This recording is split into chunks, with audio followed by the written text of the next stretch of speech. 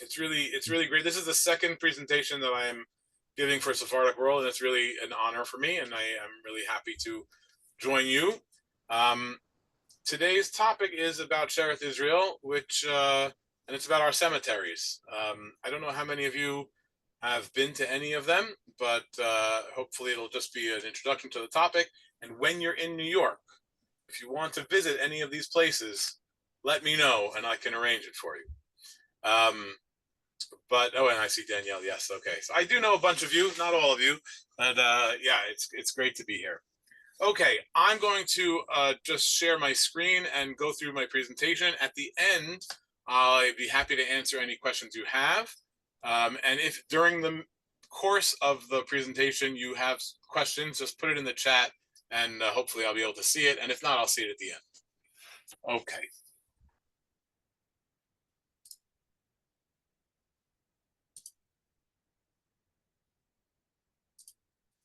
Nope, not this one. Let's do that again. Okay, can you see my screen here? Everybody can see? Excellent. Okay, I am titled this presentation Storied Stone, Shearith Israel Cemeteries in the History of New York City. And what you're looking at here, just for reference, this is one of the headstones that's in our oldest cemetery. We have a bunch of pictures we're going to see. It's going to be a survey of all the cemeteries of the synagogue. But before I can really do that, I want to just make sure that everyone knows what Shearith Israel is. Very briefly, not too much detail, just I want to make sure that the context of our community is understood in the greater Sephardic world. So many of you have heard presentations here about Western Sephardic communities or families, Western Sephardic families. Shearith Israel's origins are in after the Portuguese took over Pernambuco, the northern part of Brazil, in 1654, and you get a whole lot of communities in the Caribbean being founded around that time. Curacao and Suriname and Barbados, and all these communities are about the same time, including our own. Here in now what's now New York, Jews came to New Amsterdam in 1654. It was a tiny community, never more than a dozen or so families. And then the British take over New Amsterdam from the Dutch West India Company in 1664, and nearly all the Jews go back to Amsterdam. They are not natives to the colony. They are not British citizens. They are mostly engaged in trade and afraid that they will not have any rights to trade under the British, and so they leave. After the Anglo-Dutch Wars are concluded, about 9 years later, the governor of New York, the British governor of New York, Governor Andros, actually has a proclamation where he guarantees religious freedom and the continuation of all the policies that the Dutch had in place, which permitted many of these families and others from the Western Sephardic world to come back and be assured that they could worship freely and also trade freely. And so the Jewish community of New York begins again and starts to grow slowly, not very large. By 1695, there are about 20 to 25 Jewish families living in New York. They have a synagogue that's a rented house. We know where it was based on the location of a map. We don't know anything else about it. And there are no communal records from that era, or barely any communal records from that era. One of the things that we do have are deeds to the cemetery, which is from 1682. So that's actually some of the earliest communal activity that we can point to. In 1706, the first what are described as wholesome rules were promulgated. This is the Constitution and the minutes of the congregation being done, the acordos, to use the Portuguese terms, first in 1706. That document or book is not extant anymore. And the earliest document that we have in terms of the minutes of the congregation and the constitution of the congregation comes from the year 1728. That is also the year in which our congregation purchased land for the first time to build a synagogue. And that synagogue was completed in the year 1730. It's usually known as the Mill Street Synagogue. And I'm just giving you sort of the early history so you can understand the community that we're going to talk about when I describe the cemeteries. So for that, by the time you get to the Mill Street Synagogue in 1730 and the first minute books in 1728, we have a real community, established community with, well, I'll just show you in terms of size. There were 81 donors to that first synagogue building. 20 of them were not from New York, but that means about 60 families are living in New York. Probably a little bit less than 60 families are living in New York in 1728. About half of them are Ashkenazic and half of them are Sephardic. And because I know a lot of you are interested in genealogy, I just did a listing of the families that gave money for that first synagogue, so you can take a look at it. And before I leave this slide, we don't have any real descriptions of the first synagogue, except for this picture, which comes from a 1744 map, and a few descriptions of it as of the house and the color of the roof and a few things like that, but very few descriptions of the synagogue. So this is really all that we have.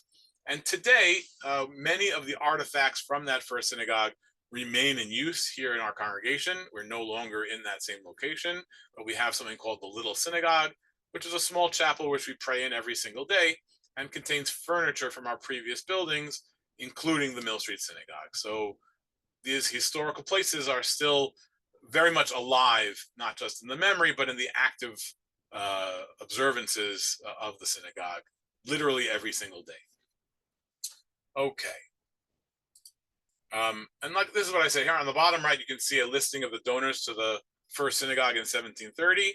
And the reason I'm showing this to you, A, is because I know you like to look at family names that are there, but also that you can see it's really almost half and half. A few more Ashkenazic names than Sephardic names, but really it's very close to half and half Ashkenazic and Sephardic community at this time. Nevertheless, the community at this time is very much a Portuguese synagogue. The ritual is Portuguese. The minutes are taken in parallel Portuguese and English in the minute book. The prayer for the government is being recited in Portuguese. And just to realize the kind of cognitive dissonance that might create, you have a mostly or half Ashkenazic congregation, a little bit more than half Ashkenazic congregation, praying for the King of England in Portuguese in a British colony in New York. The identities get very mixed up, and that comes out in the cemetery as well. And just to complete the list here, we also have donors to that first synagogue in 1730 who were not from New York, particularly the communities of Curacao and Suriname, and individuals from the communities of Barbados, Jamaica, London, and Boston. And I thought it was interesting to note also that the London donors or individuals were both Ashkenazic and Sephardic as well. Bendiz da Costa, Aaron Franks, Pereira, Pollock. You have, the community in New York is both mixed, and the donors are mixed, coming from even other Portuguese locales. An interesting aside, to this very day, on the anniversary of the consecration of that first synagogue building, which is on the 7th day of Passover, and on the evening of Kal Nidre, the high holy days, we recite a Mishbeirach prayer, a blessing for the thanking the communities of Curacao, Suriname, and the individuals of Shara Shamayim in London for their donations to the congregation. So these donors are not forgotten even to this very day. Okay, but the takeaway is that it's a mixed community. That's what I want you to understand. Some communities, like Suriname, when they sent their donation in for the building of the first synagogue, gave it with a letter that said, you cannot allow the Ashkenazim to be members. You cannot allow the Ashkenazim to pray here, because in Suriname they had such a division, and in Amsterdam they had such a division. We took the money here in Shearith Israel and ignored the instruction, and that's the way it went. Okay. And just to bring you up to today, so from that first synagogue in 1730, there have been 5 synagogue buildings. In 1818, there was a second building. In 1834, a third building. In 1860, a fourth building. And today, the synagogue is located on 70th Street in Central Park West. So going from Lower Manhattan up the island of Manhattan. We've been here the longest of any of those locations. It's a beautiful synagogue. I encourage you to come visit us if you ever are in New York. The congregation today is about 400 families, and it is still about half Ashkenazic, half Sephardic. Tends a little more Ashkenazic these days. When I was growing up in the synagogue, we were a little bit more Sephardic than Ashkenazic. Now we're a little more Ashkenazic than Sephardic, but really it's very much a mixed community. And we very much value and maintain our Portuguese traditions to this very day. We no longer use Portuguese in the minutes. We no longer use Portuguese in the service like they do in London, but we strictly maintain the Portuguese ritual here at Shearith Israel. Okay, we're going to be talking today about the cemeteries of the congregation, and I just want to go through what those are before we get to the nitty-gritties. So the very first cemetery that we're going to talk about is called the Chatham Square Cemetery. It's located in Lower Manhattan, what we would call today Chinatown. That cemetery was purchased in 1682, and it is used as the congregational cemetery all the way until 1825. When the second cemetery is on 11th Street, and the third is on 21st Street. We're going to talk about why this cemetery moved, but these are historic cemeteries. They are no longer active. You cannot be buried in them, but the congregation maintains them here in Manhattan. In 1851, again, for reasons that we'll discuss a little bit later, the congregation Shearith Israel purchased a cemetery out in Long Island, really on the border of Brooklyn and Queens, and that's located here. So you can see Manhattan is over here. Up here is the borough of Queens. Down here is the borough of Brooklyn. The border line is not really shown here, but it runs right through this area here. And you can see where this marker is. I don't know if you can see my mouse or not, but this is the congregation's current cemetery, which has been operating since the year 1851. Interestingly enough, this cemetery, called Beth Olam, is owned jointly with 2 other congregations, and we maintain it together. And so we have distinct sections, they have distinct sections, and we'll talk about that a little later as well. The first cemetery that we can talk about. So in the prehistory of the congregation, going back to the Dutch New Amsterdam colony, one of the early things that the community did there was to petition Peter Stuyvesant for a cemetery. They do that very early in 1655. They are denied with the stipulation that you don't need to bury anybody right now, so we're not going to give you any land. You can't purchase any land for a cemetery. Stuyvesant was still holding out that the Jews would go back to Holland, but that didn't happen. And the next year, they had need for a burial, and the Dutch West India Company and Peter Stuyvesant grant the community land for a cemetery. We have no records of it. We do not know how many burials. We don't know who was buried there. We also do not know where it was located. It's only ever described in the paperwork of the time as a little hook of land outside the city. Now, it is possible that that little hook of land was connected to or adjacent or close to what becomes known as the first cemetery, which we call today the Chatham Square Cemetery, which is what we're going to talk about now. This cemetery is located about 1.5 to 2 miles from the synagogue, which is on Mill Street, Lower Manhattan. But at the time, when it was purchased in 1682, it was well outside the city. Wall Street was a wall. North of Wall Street was farms and orchards, and not residential area at all. And so the place where the cemetery was purchased was outside the city environs, which makes sense. Usually, when you have a cemetery, it's not usually inside the middle of the city.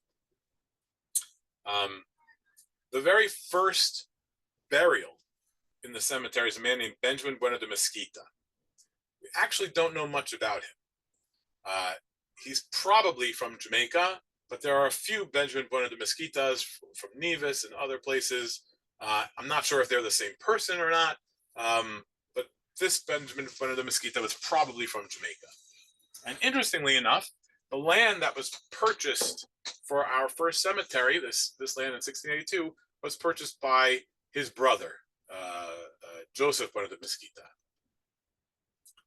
He has Benjamin here has an extant tombstone. So the oldest tombstone is still readable with a little difficulty, and also has a plaque so you can understand it. It's all in Spanish, completely Spanish tombstone with no Hebrew, no English, just Spanish tombstone.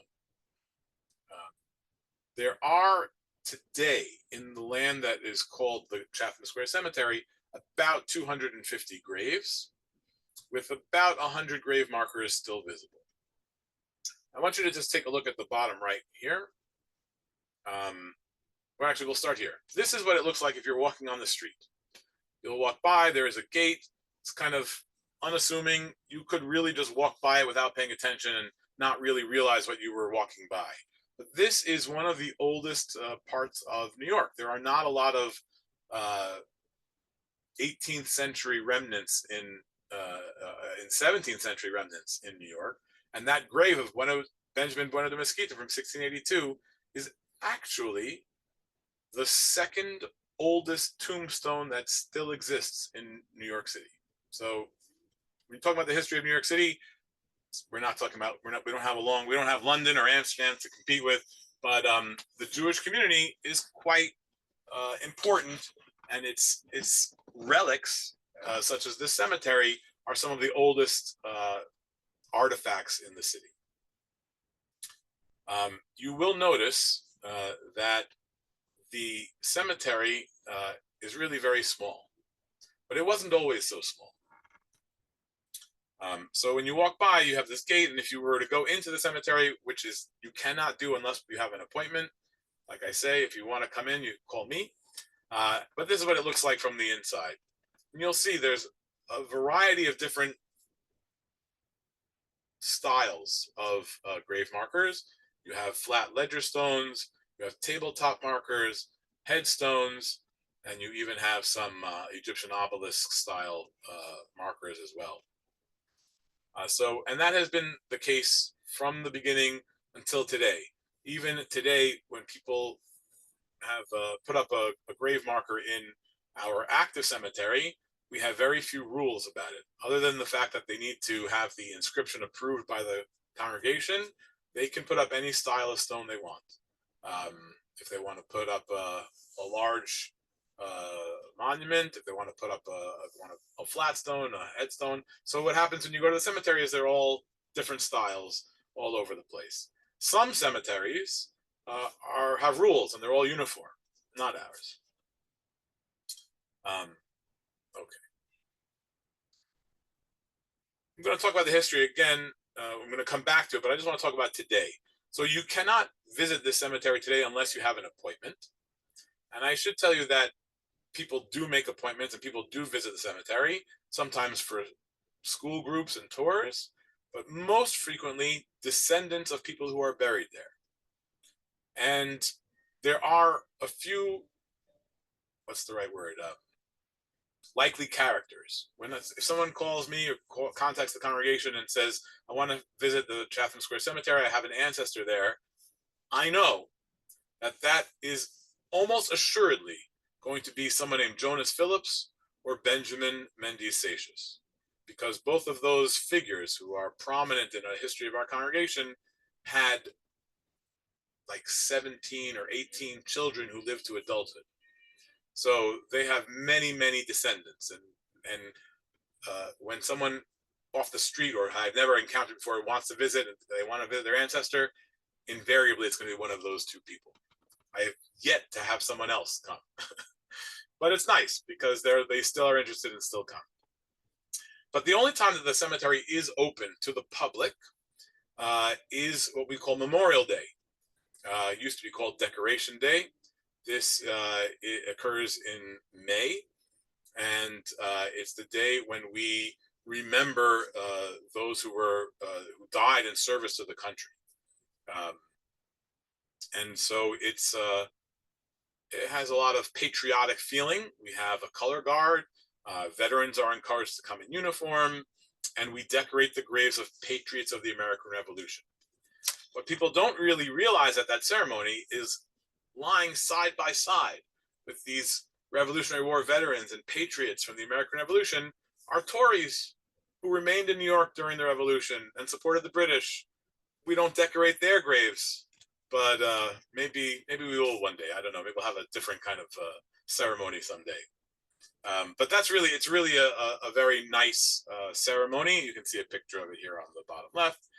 And I don't think there's much like it in America at all, meaning I don't think there's any ceremony that is as patriotic feeling for Jews in America as this Memorial Day ceremony is.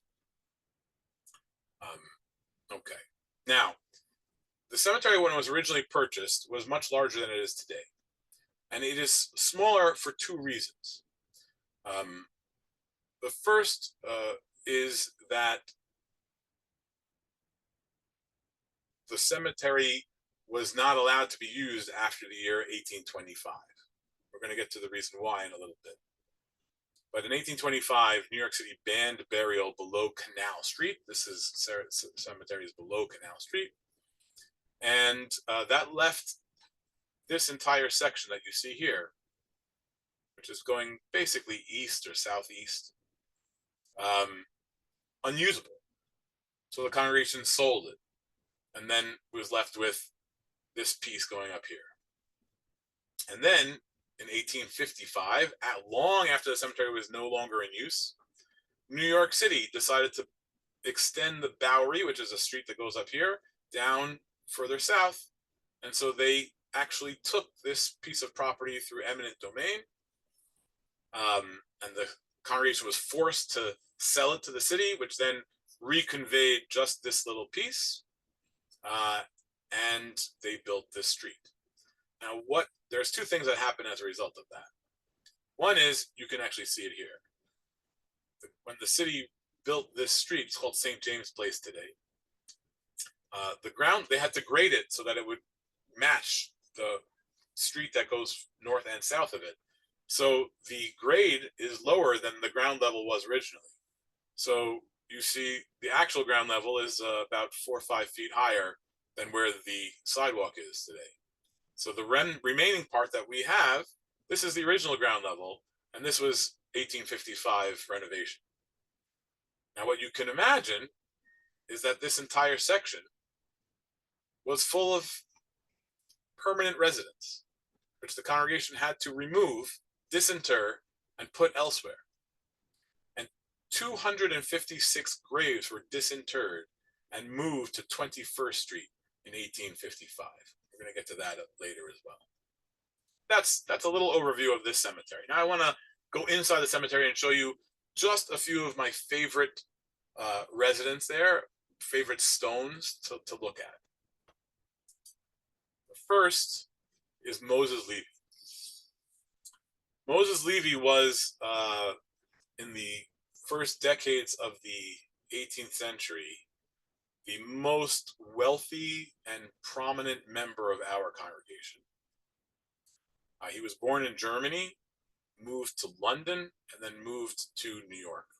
And he was engaged in trade, and he was fabulously wealthy, or at least by the end of his life, he was fabulously wealthy.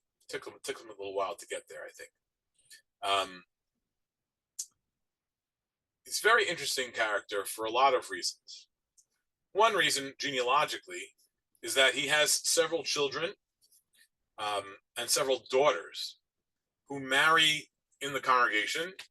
They marry Ashkenazim, they marry Sephardim, and those families are the most prominent families in the history of the congregation. The Franks family, the Seixas family, the Hart family, I think there's even some more.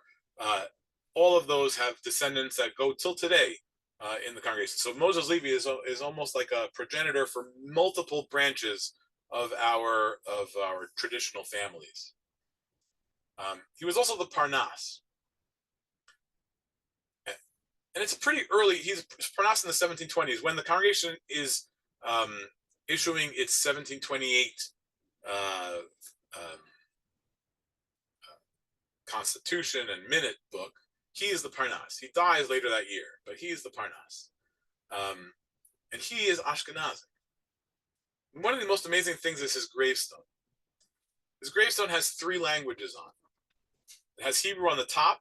You can see the transcription from Dr. Poole's book here. I'll tell you about that, Dr. Poole's book, a little bit.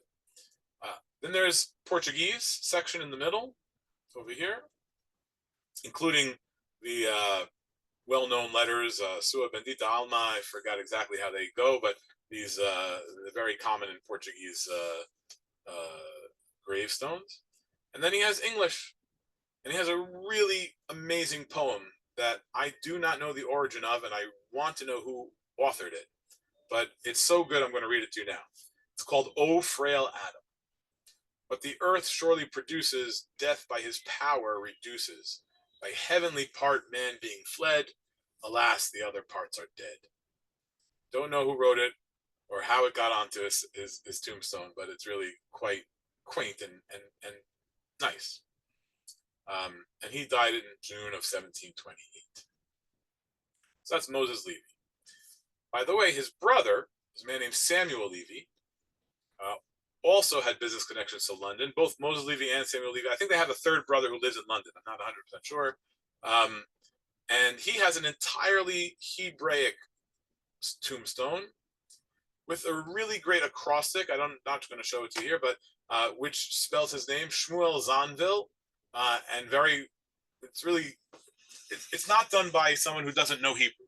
People think that the community in New York, they didn't have a rabbi, they didn't know Hebrew, they didn't know. No, they had the expertise to make stones like these, and so they're a little more sophisticated than people give them credit for today. Okay, that's Moses Levy, and what I want you to take away from this is that mixed identity that you have in the 18th century. You have an Ashkenazic president of a Portuguese congregation. He has Portuguese on his tombstone. And we have a lot of tombstones that have these 3 languages, really showing the mixed identities of the congregants here during the British colonial period.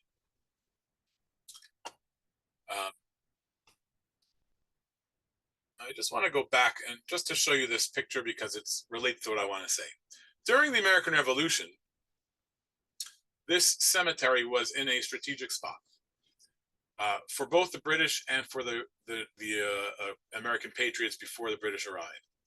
So when the George Washington and the Continental Army were planning the defense of New York from the British, they actually placed cannon batteries in the cemetery. One at the top of the hill, because this was on a hill, and one towards the bottom. And what you have to do is imagine that the East River, which is just a little off this map here, was much closer. This is landfill today. A lot of what you see down here is landfill. The East River was much closer to the cemetery. And so they put cannon on this side to try to prevent British shipping from coming up the East River, and they put cannon on the opposite side, or the Brooklyn side, so that British shipping wouldn't be able to come up. What actually happens in the end, though, is that the Continental Army loses the Battle of Long Island, the Battle of Brooklyn, and flees, and the British come into New York and make it their capital during the American Revolution.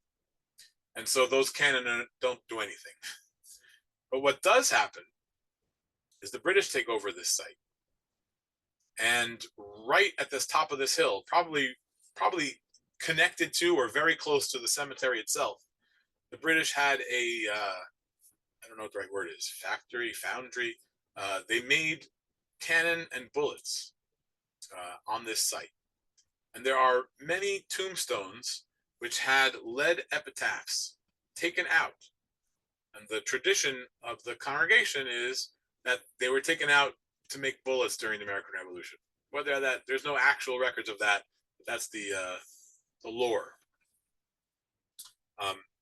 What there are, though, are veterans of the American Revolution buried in this cemetery. There were 21 buried there. Some of them got removed in 1855. So today there are 18 veterans who are buried in this cemetery, and we decorate their graves on Memorial Day. After the American Revolution, New York starts to grow a little bit faster, and this cemetery starts to get used quite a bit. And New York starts to get a little crowded. And although there were instances before the American Revolution, but really there are some terrible, terrible instances of cholera and yellow fever in the 1790s. The worst one being yellow fever in 1798. And during that time, the synagogue actually closed, and many people moved out of the city, and they started worshiping in like the loft of a country home. But it was the official synagogue was closed because people tried to get out of the city as much as possible in the summer of 1798. One person who remained in the city of New York during that terrible time was a man named Walter Jonas Judah, very young man actually, who was, sometimes they call him a doctor, sometimes they call him a medical student. He was a young, we'll call him a young doctor, who had been trained at Columbia University, then called King's College, to become a physician. And when everyone else was leaving, he stayed to minister to the ill. He unfortunately contracted yellow fever and he died. Now, he had a brother whose name was Benjamin Samuel Judah, who you can see here on the right here, who the family, you could imagine, was very broken up. He had never married. He was a bachor. He was a single man. He had no children. And so they spent a lot of money and purchased a very elaborate tombstone for him. These kinds of tombstones you find in Curacao, you find in Amsterdam. There are no tombstones like this in New York. This is the only one. And what you can see here is the image that appears on it. This is the city of New York. And this is the personification of pestilence, spreading disease over the city. And this is the hand of God cutting down the life short, a life being cut short, the tree being cut short. All of this is to describe the pain that they have from the loss of their brother and son, Walter Jonas Judah. It's a remarkable and extraordinary tabletop marker, and there's no other stones like it in any of our cemeteries. They may be common in Curacao, common in Amsterdam, not at all common here. And we don't know where it was made, but it was probably not made in New York. It was probably imported either from Amsterdam or Curacao or somewhere else where this style was common. Until last summer, this is what it looked like, kind of run down, just being stuck up against the wall, gathering water on it, every year getting a little worse. The congregation this summer decided to do something about it, and they actually had it restored, and now it appears it'll be preserved for many more generations to come. That's what I wanted to show you on the bottom. But that's Walter Jonas Judah. So we've gone from 1682, Benjamin Bonham Mesquita, to Moses Levy, to the American Revolution, and now we have yellow fever. Now, in the city of New York, the 1798 yellow fever epidemic was very significant. It led to the first creation, or the creation, I should say, of the first health department in our city. I don't know if other cities had, but it must be very early in the whole history of urban health departments at all. But certainly in New York City, they had never had anything like that before. And as a result of this yellow fever epidemic, they create a health department which promulgates all sorts of rules to try to prevent the spread of communicable diseases. One of the rules that they enact is that if someone passes away from a communicable disease, they cannot be buried near the city. And what that requires then is that the congregation, whose cemetery is close to the border of the city at that time, or basically is in the city, cannot be used for certain people. And so the congregation purchases a second cemetery.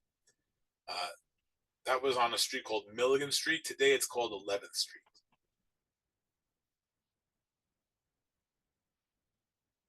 We're going to come back to this slide later. The 11th Street Cemetery was purchased in 1805, and its purpose was to inter those people who had died of communicable diseases. Also buried in that cemetery were strangers, people who did not otherwise, were not members of the congregation. So one of the very first burials in this cemetery was a French sailor whose name was Garcia, who had no family here, was not a member of our congregation, and I think he died at sea, and his ship came in, and they said, is there a Jewish community here? Yes, we'll take care of him, and they buried him here in this cemetery. And so you could imagine it was not used very much, not used very much. In the year, I should have looked this up, but I didn't. I think it's about 1814. Urban planning starts to get going, and there is a plan for the city of New York developed, which had not existed before. And that plan was they realized the city was growing and would continue to grow and would have to grow north up the island of Manhattan. So they said, let's make a grid. Let's make the street system make sense and make it easy. And so they created this grid system going all the way up from what we now call the Village, all the way up the entire island of Manhattan. And when they published it, the congregation saw that 11th Street was going to go right through our property where our cemetery was. And so they fought it. They fought it for years. Ultimately to no avail, but they tried. But what happened was, because they knew that 11th Street was planned here, they filled up this triangular section first. They had very few burials out here in this area because they knew that they might have to disinter the people there. And so that's sort of what was happening in the background. Now, I want to double back and tell you about 1825. So from 1805 to 1825, this cemetery was only used occasionally for strangers and for people who died of communicable diseases. In 1825, as the city starts to grow, the city decides that burial below Canal Street was not permitted. And I think I even mentioned that earlier when I showed you this picture here, rendering this entire long section of our cemetery useless. So then the 11th Street Cemetery became the only cemetery that was able to be used. Despite this, there were, as you can see in this list, let's see how many there are. 1, 2, 3, 4, 5, 6, 7, 8, 9, 10 people who were buried, despite the law, in the old Chatham Square Cemetery. And what these people were decedents who had rich patrons or were members of rich families who wanted their loved one to be buried with them in the old traditional cemetery. Most people would not have paid a fine to bury someone in the old cemetery, but these people did. And I just want to show you this one, Moses Levi Madura Peixoto, who was the Chazan of the congregation after Gershom Mendy Seixas. And he died in 1828. And one of the wealthiest members of the congregation, Uriah Phillips, pays for his funeral in the old cemetery, which was not allowed by the law, but he paid a fine, did it anyway. Anyway, that getting us back to 11th Street, the second cemetery. From 1825, this became the only cemetery for the congregation and became used much more regularly. So the 60 burials that we know in there, most of them come from between 1825 and 1829. The earlier parts are many fewer. Before I go on to show you what's inside the 11th Street Cemetery, I want you to take a look at this picture here. This is a picture from the late 19th century. And there's two things I want to point out to you. One is this building at the corner here. I don't know how many people have heard the song that was popular in the 1970s, Heard It Through the Grapevine. Heard It Through the Grapevine, right? Yeah, pretty famous song. It was Marvin Gaye. I don't even remember. But that is a phrase that has an origin that's completely different than what you think from that song, or the way it's used, the way that the grapevine is used colloquially. The origin of that term is that there was a bar, a tavern, on this corner right here at Milligan Street called the Grapevine. During the War of 1812, and later on, I think even getting later towards the Civil War, people would gather there, and lots of information would trade hands, including spies or people engaged in covert actions, and intelligence would transmit information at the grapevine. And so it became a phrase, heard it at the grapevine, heard it at the grapevine. And that became the term grapevine that we use today. That was directly next to our cemetery. Just a little aside. The other thing I want you to take a look at is this wooden fence. There is a stone wall with a iron fence on top of it behind it. It's a little hard to see. And there's a wooden fence in front of the cemetery. And that picture did not make a lot of sense to me, or why they would do that, because the cemetery today does not have that. Let me just try to.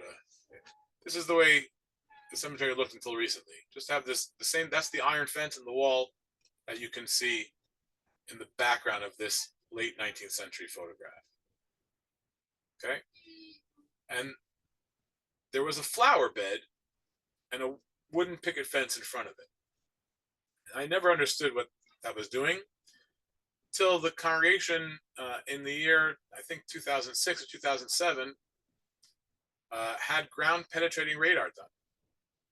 And it turns out that this wall, which was built in 1829, was done because the city finally took the land through eminent domain and built 11th Street. And the congregation had no recourse. And the congregation has prepared for it, but not perfectly so. So what ends up happening is the opposite of what happened at Chatham Square a little bit later. The grading of the 11th Street was much higher than the ground level of the original cemetery. The original cemetery and the graves therein are way down deep, and many feet up, 7, 8, 9 feet up is the level of the street. And so they had to fill in earth over here. And then they built this wall to make when the 11th Street was made. In so doing, they went right over several graves. And when the congregation did ground penetrating radar in 2005, 2006, they found that there are a whole line of graves outside the wall. And when we discovered that, now I know why there was originally a wooden picket fence and flower bed here, because that's actually on top of people's remains. Today, there is no remnant of it. And people walking down the street will not realize that they're walking over graves right there. So if you're a Kohen and you are walking on this street, you should probably cross over. But that's okay. Now, I want to show you inside the cemetery. And this is the most remarkable thing, I think. This is one example. There's a few others, but this is the most drastic. When they, in 1829, when they lost the fight and the 11th Street was built through the cemetery, they literally cut through graves, as I mentioned, and they didn't move the gravestones. They said, this is someone's resting place. We're not moving it. They cut through the stone and left it in place and built the wall through it. So you get like this. And what's off the picture is a headstone that's embedded in the wall. Again, someone was buried there. They didn't want to move it, and they left it right in sight. And they built the wall right through. You can see a little better picture of it here. It's a small cemetery. It's a tiny little triangle, and it has about 40 visible graves and about 60 people who were buried there. That's it. In that small period of time that it was used from 1825 to 1829 as the synagogue's cemetery. It has a few famous people. One of them is the founder of Reform Judaism in America, Isaac Harvey. This is his grave right here. Isaac Harvey was from Charleston, and he was very involved in the creation of the first Reformed congregation in Charleston. But towards the end of his life, he moved to New York to start a school. And he dies in New York. And where is he buried? Right here in Shearith Israel. So the founder of Reformed Judaism in America is buried in an Orthodox synagogue's graveyard in Lower Manhattan. And then there is a few others. I'm not going to spend any much time on them. This obelisk here, it belongs to a painter named Joshua Cantor. This little grave marker here belongs to Ephraim Hart, who was a veteran of the American Revolution and one of the founders of the New York Stock Exchange. So this small little space has quite a few interesting people buried there.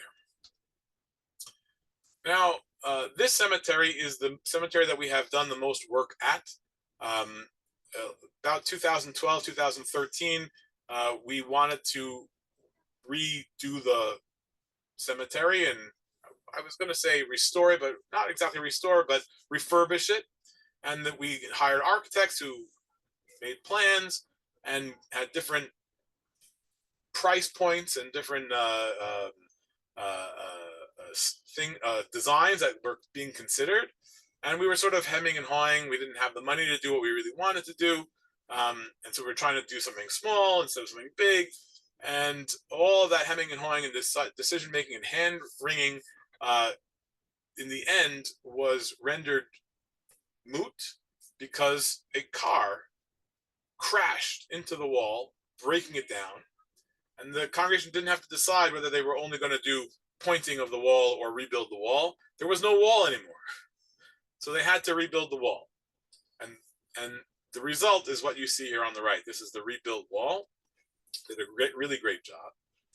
One of the strange features that I advocated against but lost out on is they built this curve here to accommodate this tree. Rather than removing the tree, they built the wall around the tree. This is a healthy American elm. There's something called American elm disease. So this is a kind of a nice self-seeded tree that's been there for many, many, many, many, many years. And even though it will continue to grow, and I'm sure the next Shamash generations from now will have problems with this tree, when they built the wall, they built around it. So it looks nice, looks pretty. We'll see what happens in 75 years. Okay. And here's what it looks like today after it's been rehabilitated. The cemetery wall on the outside. They also did work on the inside, and they took all of the grave markers that had been pinned to the wall off, so that rainwater would be able to wouldn't damage the wall anymore. Did a good job. That's the 11th Street Cemetery. So in 1829, this cemetery can no longer be used because they built 11th Street. So where's the congregation going to go? They purchased another cemetery. If you're keeping track, it's the third on 21st Street.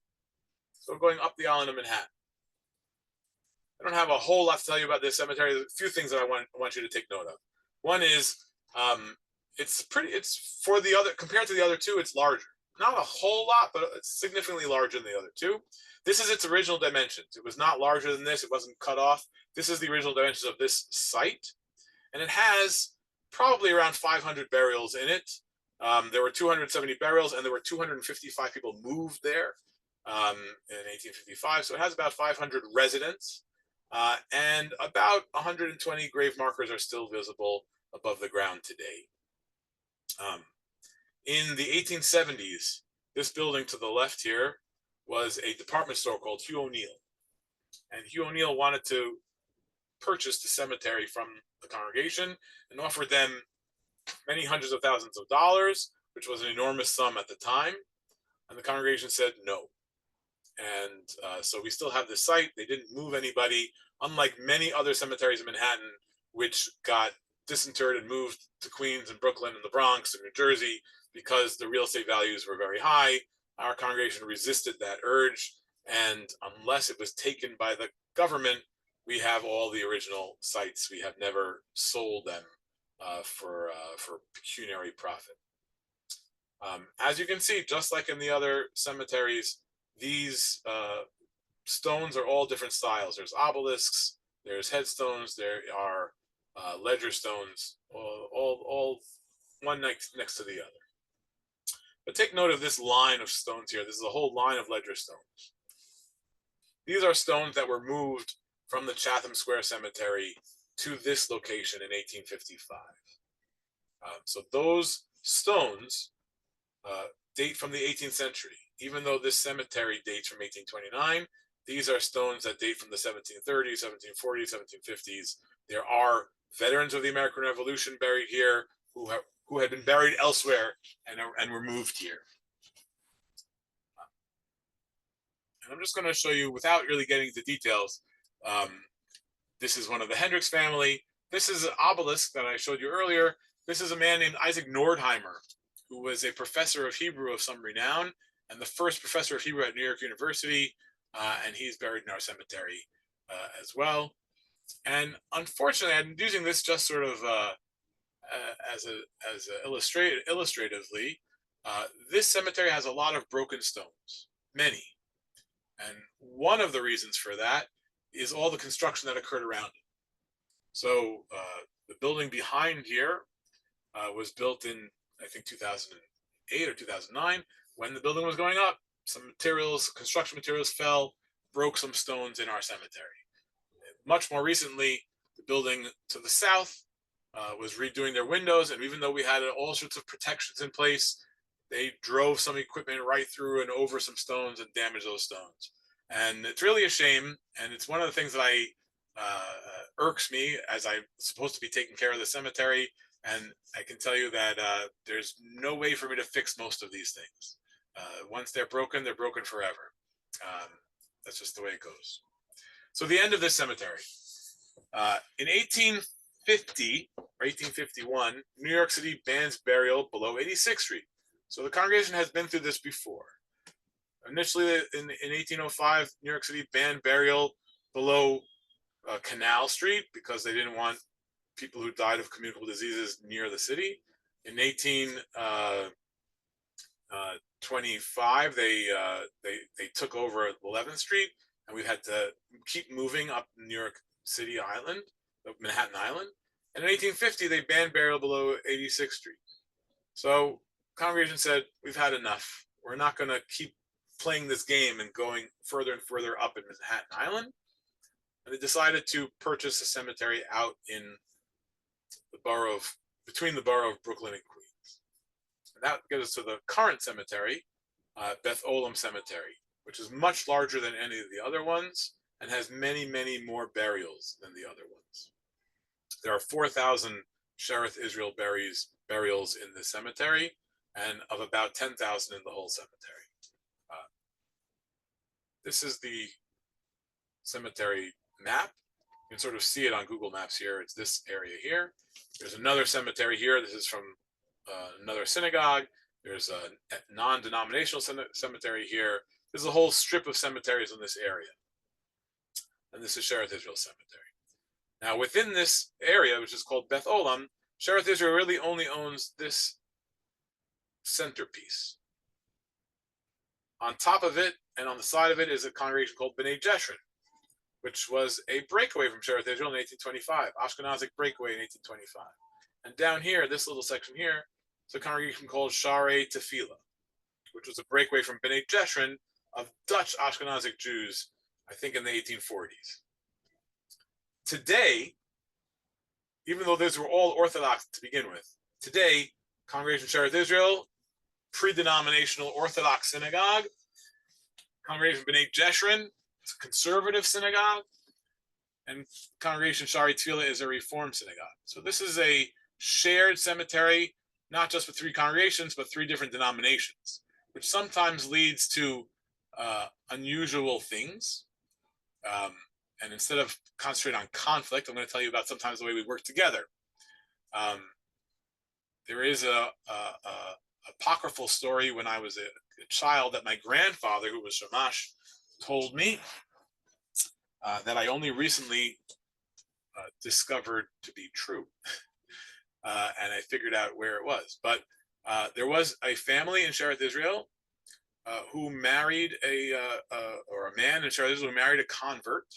That convert was done through a conservative rabbi who was not accepted by the Orthodox powers that be. And so according to Orthodox traditions, this woman was not Jewish.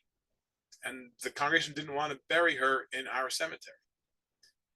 So my grandfather and his counterpart at B'nai Jeshurun came up with a great solution. They found land that was on the border of the two sections. It's actually up here.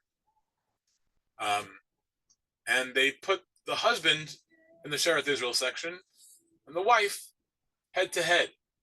The wife was in B'nai Jeshurun, the conservative section. The husband was in Orthodox section. They're near each other, head to head, but they're not in the same section of the cemetery. So sometimes having these different denominations work together is works out well for the family. Unfortunately, sometimes it does not. Those stories I'll tell you when you come in person to visit. One of the great things about this cemetery, there's a lot of great things, and I don't have time to tell you much more about it, is so unlike the other cemeteries, all the other cemeteries we've had until the year 1851 were called row burials. The next available grave is where the decedent gets placed. Do they have a large family? They want to be next to their family? Does not matter. You know, husband, wife, they're all going to be separated from each other because they bury people in the next available grave. It's called row burials, and it's still done sometimes, but that was the way it was done all the way until 1851. When they purchased this land, they decided to do something different, and they made available to the congregation family plots for the first time. And so we have a whole lot of family plots in this cemetery, and most of those are by old families from the congregation. And so you can go visit, you know, from the Lazarus family, and then the Nathan family, and the Satius family, and the Hendricks family. All these old congregational families have their family plots there. The other thing they did was it was landscaped.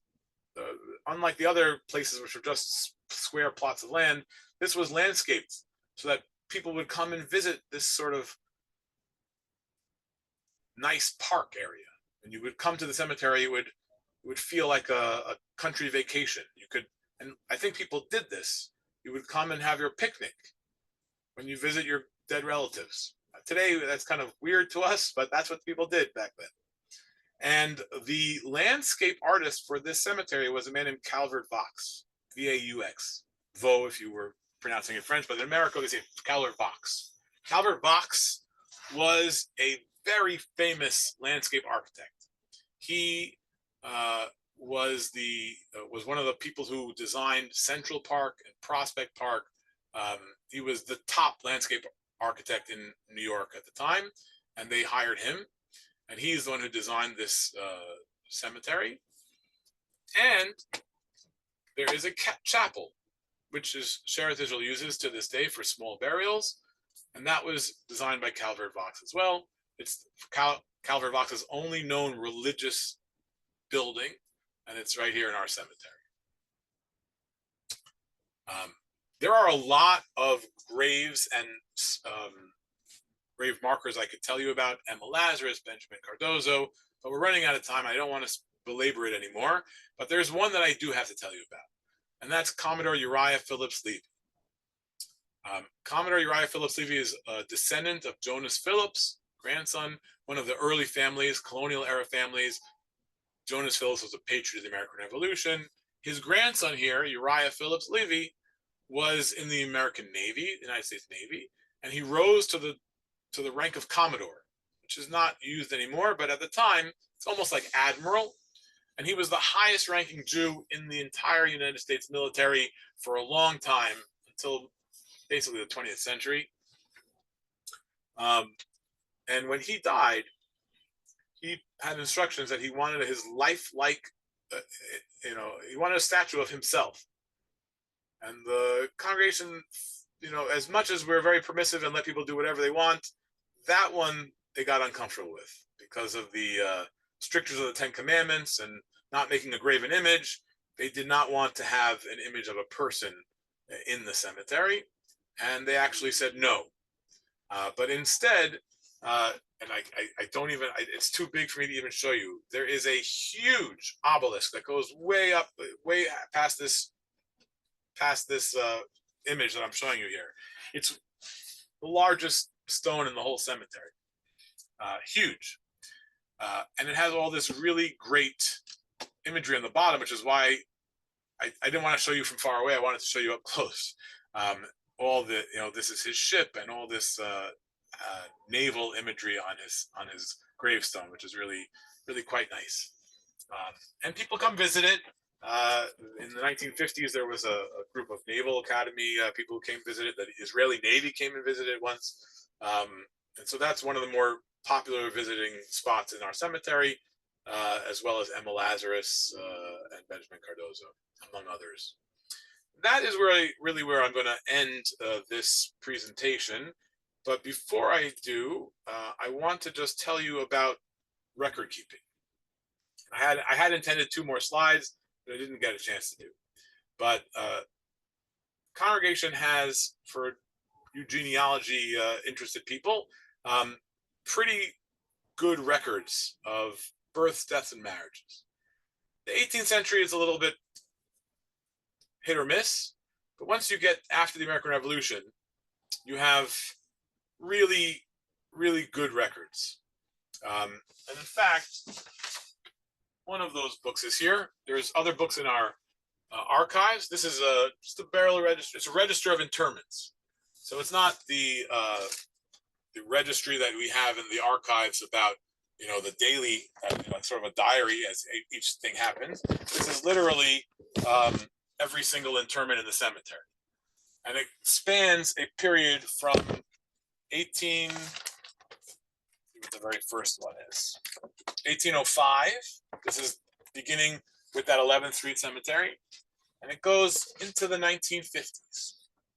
So there are thousands of names in this book. Going on what David did last time, this is a prime candidate for Transcribus and AI. If we want to get a complete registry, this is where I would start, right here. So maybe somebody can help me with that one day. There are other things. We have a card catalog system. We have other kinds of registries that are very useful. So if you are interested in Shearith Israel families, and it isn't something that was already published in the First American Families book, then you can contact me, and we have a pretty good chance of finding a hit. With that, I'm going to take a look if there are any questions and open it up to you guys. Daniela, thank you. Bruce Gone, Lucy the 72nd. Oh, thank you very much. Were there kinship ties between London-based donors and New York donors? Of course, yes. I think in particularly there was what was his name? It'll come to me later. But yes, there were kinship ties. How did the mixed identity in New York play out in relation to Shara Shamayim in London? I have to think about that. I don't know how to answer that question.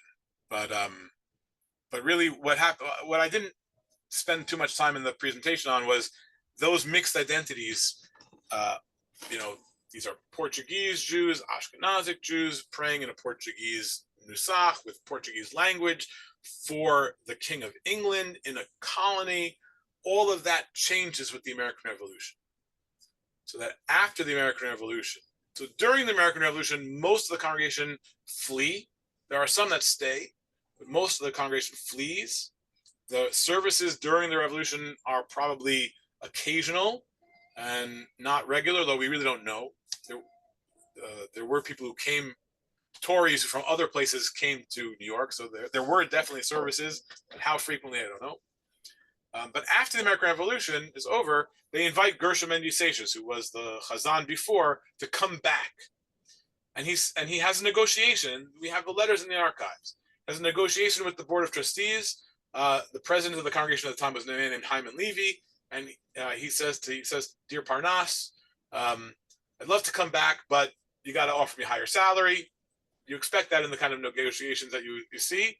But then he says something interesting. He says, and I will only come back if we no longer use Portuguese in the service. He says, I barely understand it. I don't want to use it. We're Americans. We don't need to, use the language of some other place. And they agree. And so after the American Revolution, we no longer have prayer for the government done in Portuguese. No longer do we have the announcement of the honors of the Torah service done in Portuguese. No more will you ever find any stones in the cemetery with Portuguese epitaphs after the American Revolution. And the minutes of the congregation, which used to be taken in bifolios, one side in Portuguese, one side in English, are now only in English. So a significant change in the identity of the congregation happens with the American Revolution. It goes from this Portuguese, Ashkenazic hybrid thing to American Judaism. And you can see it very clearly in the cemeteries. I hope that was an answer to your question. Let's see what else we got. Was a burial register kept? And if so, when does it date from? So there is a burial register that I showed you from 1805. There are registries that go back to the 18th century. They're a little more, they're not as good. There are gaps. But yes, there are burial registers that go back to the 18th century. And also ketubot that go back to the 18th century. Let's see what else we have here. Okay. Bruce, I think I'm going to try to, maybe, I don't know if these chats are going to be saved, but I'm going to try to email you. And I think that's it. Do you sing Bendigamos? You know the story about Bendigamos, David? I assume you do.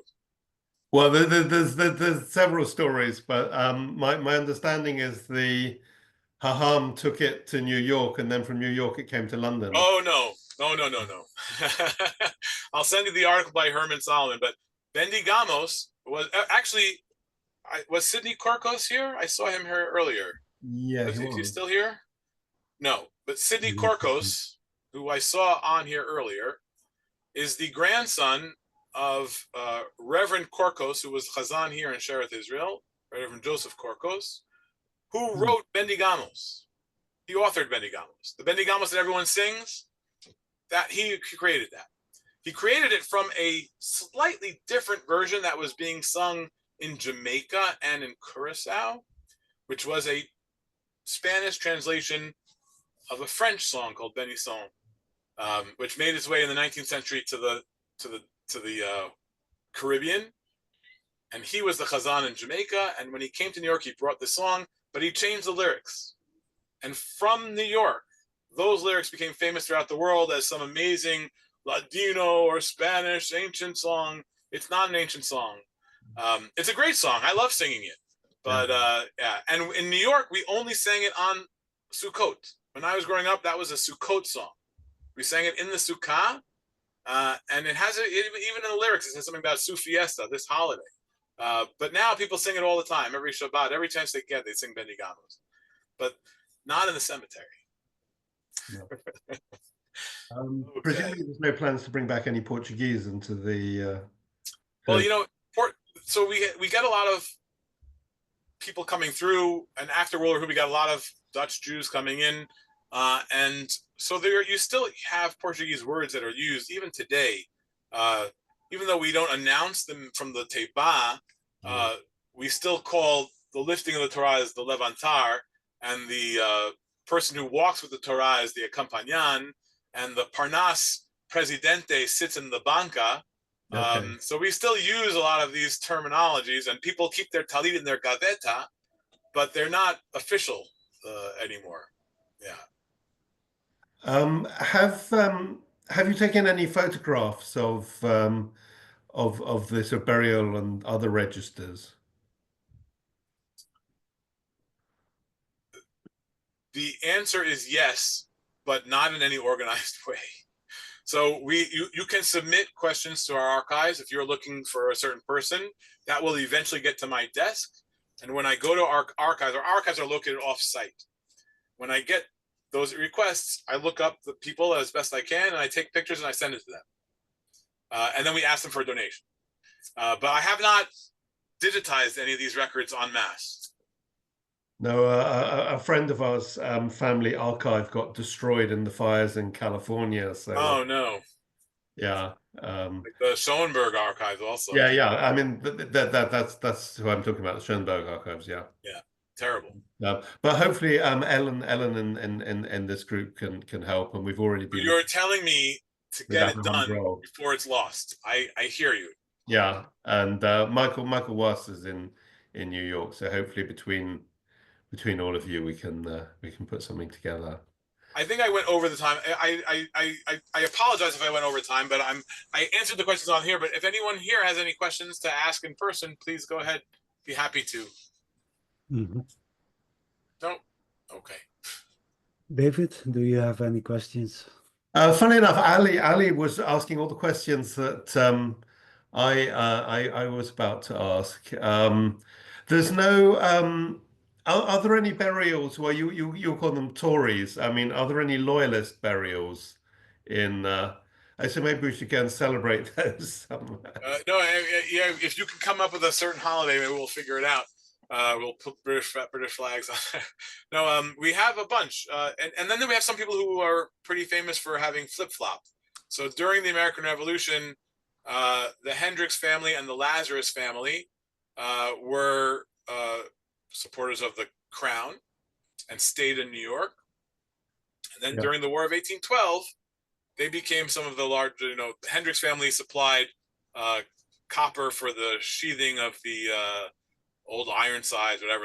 They became very big supporters of the American government and the American army, and switched sides. Don't blame them. I think I forgot to do the takeaway. I wanted to just say, in these cemeteries, you have stories of individuals, some of which are very interesting. You have the story of the growth of New York City as the city goes up the island. You also have, kind of amazingly, you have the story of how the city fought communicable diseases. And all of those stories come right out of the people buried there, but also the way the cemeteries look. They look the way they do for a certain reason, and that's that the growth of the city and the requirement to keep moving the cemeteries further out from where people live. That's a story I wanted you to take away from. Yeah. Very good. Thank you, everybody. Does anyone else have any more questions? No, I just have a remark.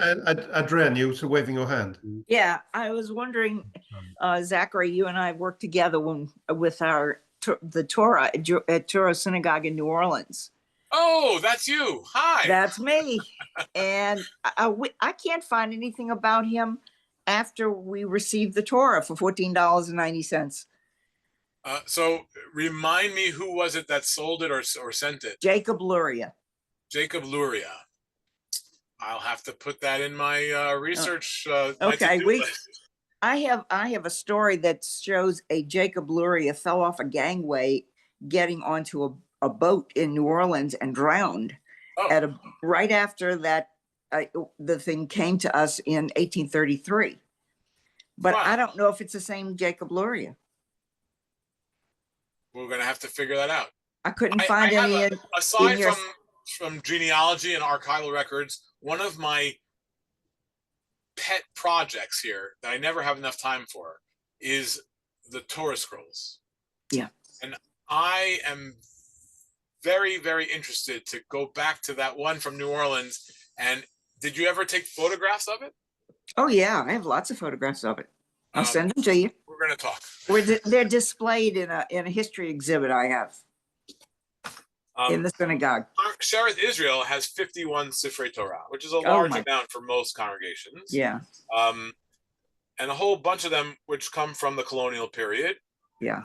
And like the congregants, they have very different origins. There are Ashkenazic Torah scrolls, there are Sephardic Torah scrolls, there are Torah scrolls that come from Amsterdam, or at least have what's called the Ktav Amsterdam, the Spanish-Portuguese style of writing.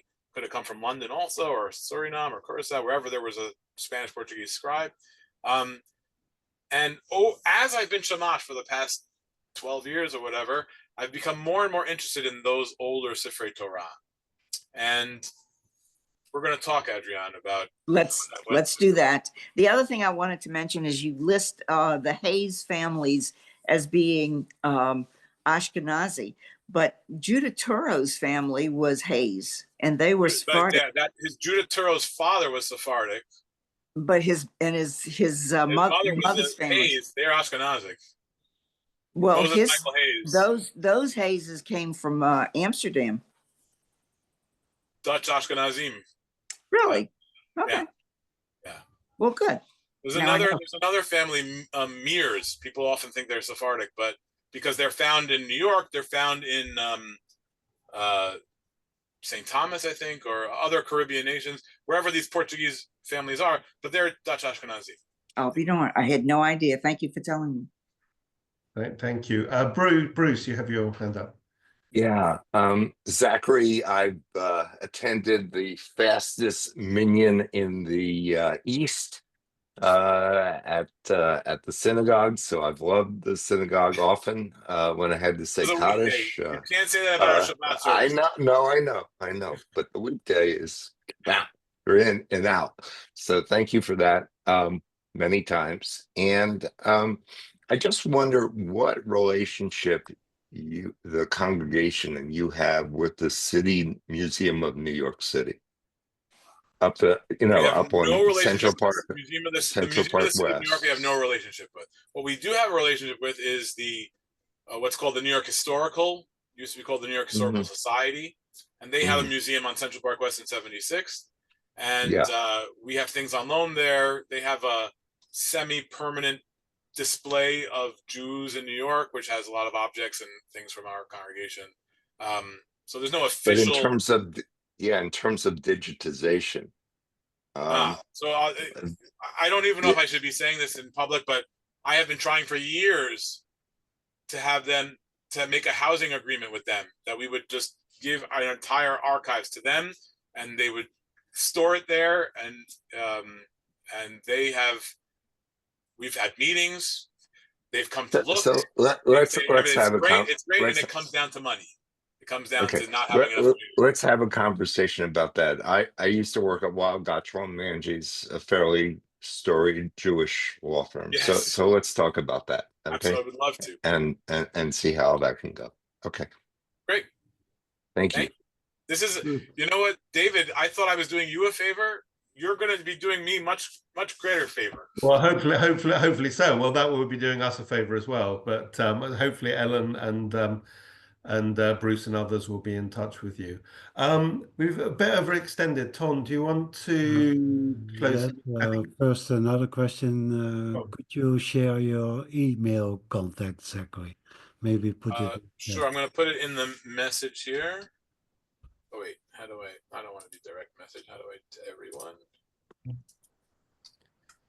And you can also Google me or you can search for me on the Shearith Israel website, but it's Z Edinger, my first initial, my last name, at shearithisrael.org. Thank you. Write me.